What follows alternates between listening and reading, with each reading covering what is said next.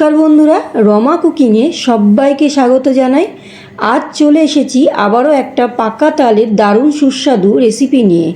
আজ আপনাদের তৈরি করে দেখাবো পাকা তালের সিজনে অমৃত স্বাদের নরম তুলতুলে দুধ পুলি, যেটা 2 থেকে 3 দিন পরে খেলেও কিন্তু একইভাবে নরম থাকবে। সেই সুস্বাদু রেসিপিটি আজ আপনাদের সাথে শেয়ার করতে চলেছি। বাজারে তাল থাকতে থাকতে একবার অন্তত তালের দুধ পুলি বানিয়ে নিতে পারেন। অসাধারণ একটা রেসিপি, না খেলে কিন্তু সত্যিই মিস করবেন। তাহলে চলুন আমার আজকের রেসিপিটি শুরু করি। তালের দুধ পুলি পিঠে বানানোর জন্য এখানে আমি আগে পুরটা বানিয়ে নেব।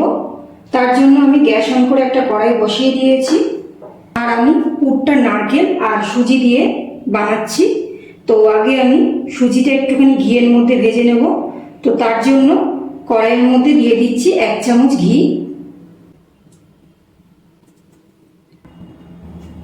এবার আমি দিয়ে দিচ্ছি খুব অল্প করে, মানে খুব বেশি না, অল্প করে সুজিটা আমি ঘিয়ে ভালো করে ভেজে নিচ্ছি।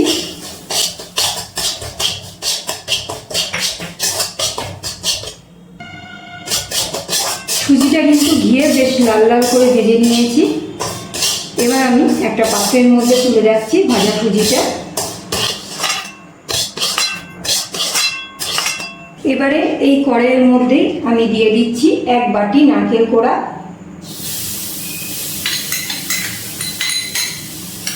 আর দিয়ে দিচ্ছি ওই বাটিরই হাফ বাটি চিনি। নারকেলের পুরটাকে আরও টেস্টি বানানোর জন্য দিয়ে দিচ্ছি কিছুটা আমুল দুধের গুঁড়ো। আমি কিন্তু গ্যাসটা এখনো পর্যন্ত অন করিনি। আর দিয়ে দিচ্ছি এলাচের দানা, ছোট এলাচের দানাটা আমি বের করে নিয়েছি। এখানে একটা এলাচের দানা আছে, সেটাই আমি দিয়ে দিলাম। এবার সব কিছু একটুখানি নাড়াচাড়া করে নিচ্ছি। আগে সব কিছু একটু নাড়াচাড়া করার পর আমি গ্যাসটা অন করে দিয়েছি। এবারে আমি এর মধ্যে দিয়ে দিচ্ছি অল্প একটু লিকুইড দুধ।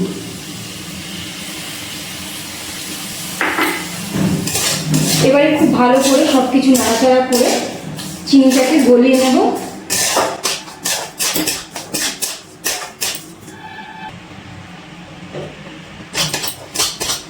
চিনিটা কিন্তু সম্পূর্ণ গলে গেছে, আর দুধ দেওয়ার কারণে কিন্তু জলাভাবটা এখনও আছে। তাই আমি এই সময় দিয়ে দিচ্ছি তালের পাল। যেহেতু তালের দুধ পুলি বানাচ্ছি, তাই সব কিছুর মধ্যে একটুখানি তালের স্মেলটা থাকবে, খেতে কিন্তু খুব ভালো লাগবে। খুব ভালো করে নাড়াচাড়া করে মিশিয়ে নিচ্ছি, আর বেশ কিছুটা একটু জাল দিয়ে দেবো। মানে নাড়াচাড়া করতে করতে একটু রান্না করে নিচ্ছি, যাতে কাঁচা তালের গন্ধটা কোনোভাবেই না থাকে।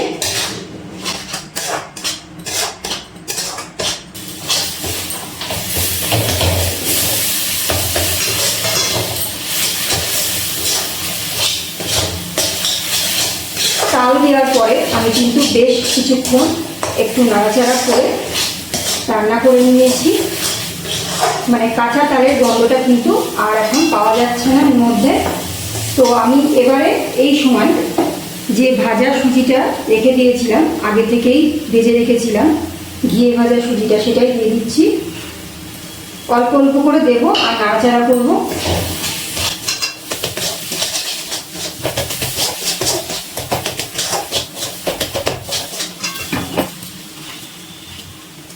পুরোটা দিয়ে দিলাম। এবারে কিন্তু অনবরত নাড়াচাড়া করতে হবে।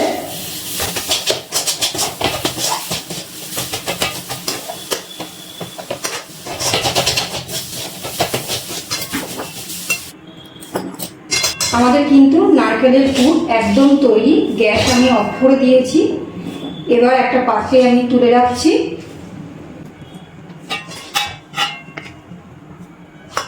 এবারে আমি এই কড়াইয়ের মধ্যেই আমি তালের পাল্পটা দিয়ে দিচ্ছি। আমি কিন্তু কড়াইটা ধুইনি, এই কড়াইয়ের মধ্যেই আমি এটা করছি। এবারে তালটাকে খুব ভালো করে জাল দিয়ে নিচ্ছি।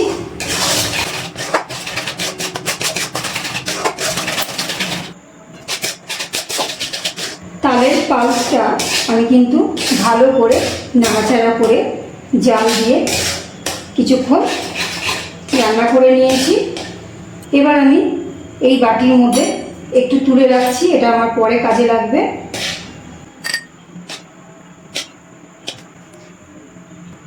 এবারে এর মধ্যে দিয়ে দিচ্ছি আমি খুব সামান্য একটুখানি জল, আর দিয়ে দিচ্ছি লবণ। এবারে খুব ভালো করে নাড়াচাড়া করে একটু জাল দিয়ে নিচ্ছি। এবারে আমি এর মধ্যে দিয়ে দেব চালের গুঁড়ো। আমি আতপ চালের গুঁড়ো বাড়িতেই মানে একটুখানি ভিজিয়ে রেখে তারপরে জলটা ঝরিয়ে আমি মিক্সিতে গুঁড়ো করে নিয়েছি, তো সেটাই আমি অল্প অল্প করে দিয়ে দিচ্ছি। অল্প অল্প করে দেবো আর নাড়াচাড়া করবো। আর এই সময় কিন্তু গ্যাসের ফ্লেমটা একদম লোতে রেখে দিয়েছি।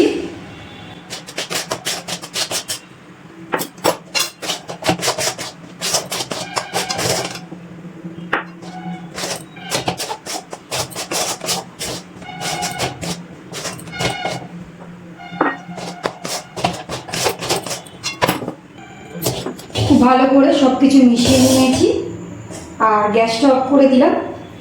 আমি এই কড়াইয়ের মধ্যেই একটা ঢাকনা দিয়ে ঢেকে 5 মিনিট এইভাবে রেখে দেব। তালের দুধ পুলিগুলো বানানোর জন্য যে ডোটা তৈরি করে রেখেছিলাম সেটা আমি এবার এই থালার মধ্যে নিয়ে একটুখানি ভালো করে মেখে নিচ্ছি। ডোটা খুব ভালো করে মেখে নিয়েছি। এবারে ডোটা থেকে অল্প অল্প করে অংশ নিয়ে লেচি কেটে নিচ্ছি।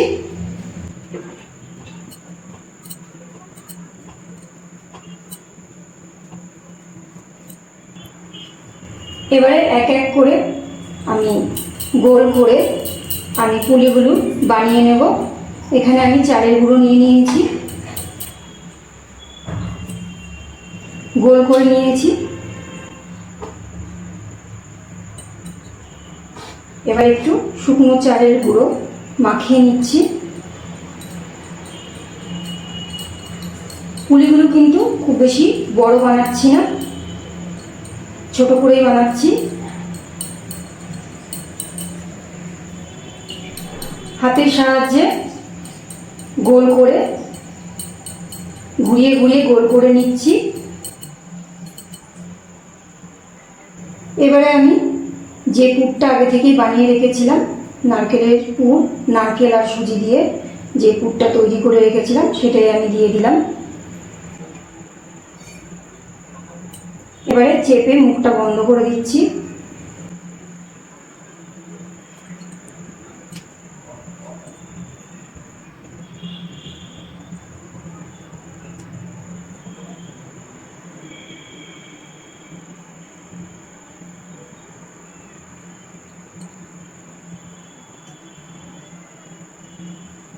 একটা পুলি আমাদের রেডি। এক এক করে আমি বাকি পুলিগুলো এইভাবে তৈরি করে নেব।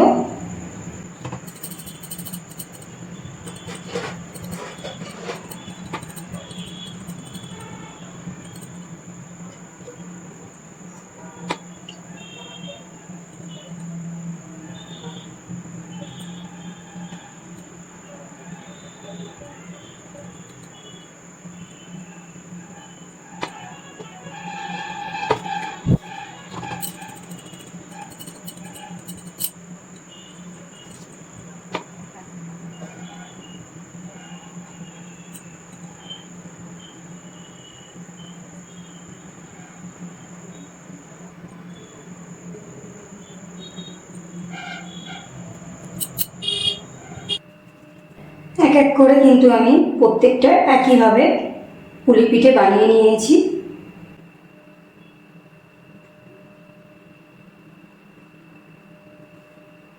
ব্যাস আমাদের একদম তৈরি পুলি পিঠে।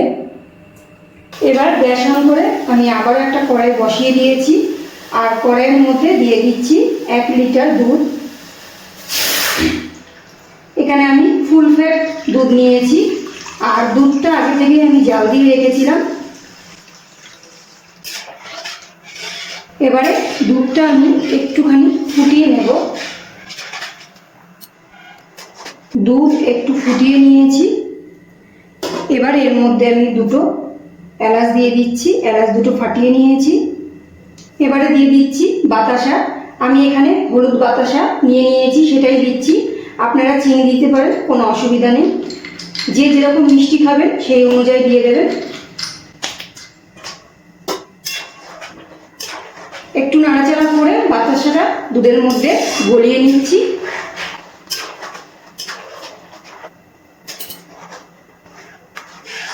দুধের মধ্যে কিন্তু বাতাসাটা গলে গেছে। এবার আমি এর মধ্যে থেকে কিছুটা দুধ এই বাটির মধ্যে তুলে নিচ্ছি। এই এক বাটি দুধ আমি একটু তুলে রাখছি, পরে আমার এটা কাজে লাগবে। এবারে এই দুধের মধ্যে আমি দিয়ে দিচ্ছি পুলি। যে পুলিগুলো আমি বানিয়ে রেখেছিলাম সেগুলোই দিয়ে দিচ্ছি।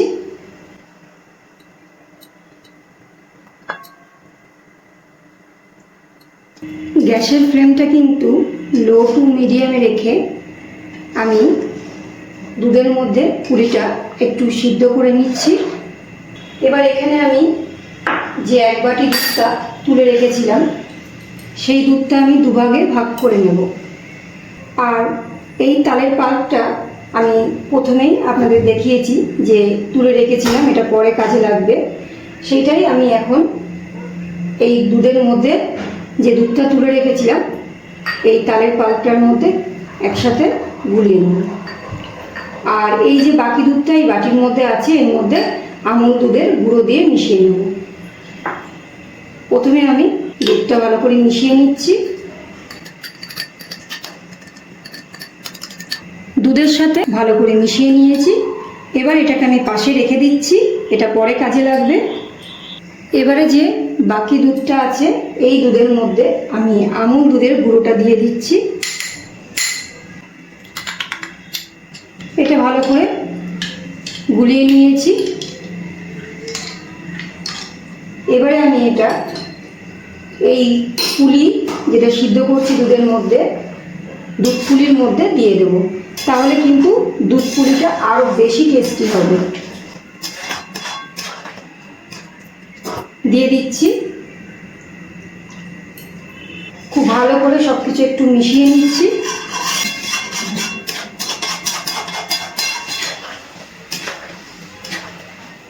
আরও কিছুক্ষণ দুধের মধ্যে পুলিগুলো একটু সিদ্ধ করে নিচ্ছি। দুধের মধ্যে পুলিগুলো খুব ভালোভাবে সিদ্ধ হয়ে গেছে। আমি হাতা দিয়ে একটু তুলে দেখাচ্ছি। খুব সুন্দর কিন্তু পুলিগুলো দুধের মধ্যে সিদ্ধ হয়েছে। আর কিন্তু দুধের মধ্যে পুলি আর বেশি সিদ্ধ আমি করছি না, খুব সুন্দর কিন্তু সিদ্ধ হয়ে গেছে। কারণ আরও বেশি সিদ্ধ করলে কিন্তু দুধটা অনেকটাই শুকিয়ে যাবে, সেক্ষেত্রে কিন্তু পুলিগুলো ঠান্ডা হলে আর খেতে ভালো লাগবে না। একটু ঝোল ঝোল কিন্তু খেতে ভালো লাগে।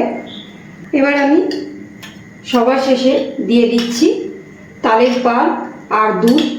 আমি যে মিশ্রণ মিশিয়ে রেখেছিলাম, দুধ আর তালের পালের মিশ্রণ, সেটাই দিয়ে দিচ্ছি। যেহেতু তালের পুলি তাই সব কিছুর মধ্যেই কিন্তু আমি অল্প অল্প করে তাল দিয়েছি। এতে করে কিন্তু খেতে খুবই ভালো লাগবে। আর দুধটাও কিন্তু আরও অনেকটা দেখুন ঘন হয়ে গেল তালের পাল্পটা দেওয়ার পর। আমি কিন্তু বেশি আর নাড়াচাড়া করছি না। তালের পাল্পটা দেওয়ার পর আমাদের কিন্তু তালের দুধ পুলি একদম তৈরি। এবার এটাকে এইভাবেই রেখে দেবো, ঠান্ডা করে তারপরে আমি পরিবেশন করে নেব। ঠান্ডা করে পরিবেশন করে নিচ্ছি অমৃত স্বাদের পাকা তালের দুধ পুলি।